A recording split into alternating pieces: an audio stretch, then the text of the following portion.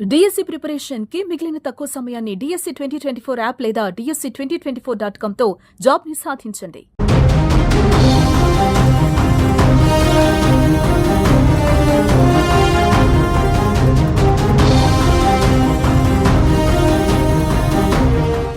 పహల్గామ్ దాడి తర్వాత భారత్ పాకిస్తాన్ మధ్య ఉద్రిక్తతల నేపథ్యంలో పాక్ పౌరులను వారి సొంత దేశం పంపించింది. అలానే అక్కడ ఉన్న మన భారతీయులను ఇక్కడికి తీసుకొచ్చింది. ఇలా రెండు దేశాల మధ్య బోర్డర్లో కట్టుదిట్టమైన భద్రతను ఏర్పాట్లు చేశారు.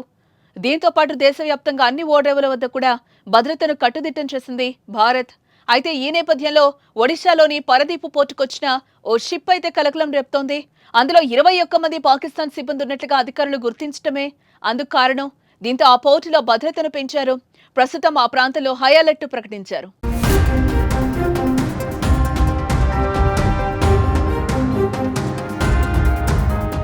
ఇవాళ ఉదయం దక్షిణ కొరియా నుంచి సింగపూర్ మీదుగా ఓ నౌక పరదీపు పోర్టుకు చేరింది.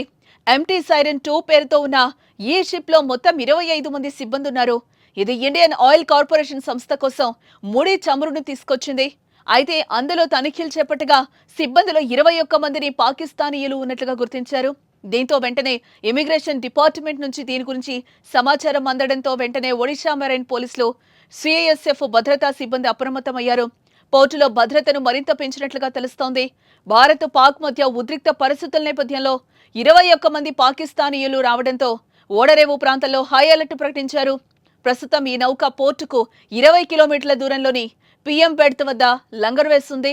ఇందులో 11,350 మెట్రిక్ టన్నుల ముడి చమురున్నట్లుగా అధికారులు తెలిపారు. ముడి చమురు అన్లోడింగ్ పూర్తయ్యే వరకు 25 మంది సిబ్బంది నౌకను వీడకుండా భద్రతా ఏర్పాట్లు చేసినట్లుగా పోలీసు అధికారులు అంటున్నారు.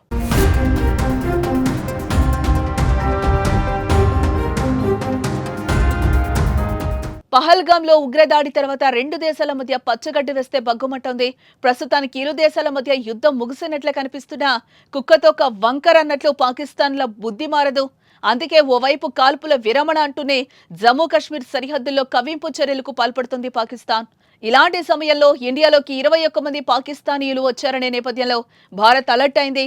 స్థానికంగా ఉన్న పోర్టుల్లో హై అలర్ట్ ను ప్రకటించడంతో పాటు భారీగా భద్రతా బలగాలు మోహరించినట్లుగా తెలుస్తోంది.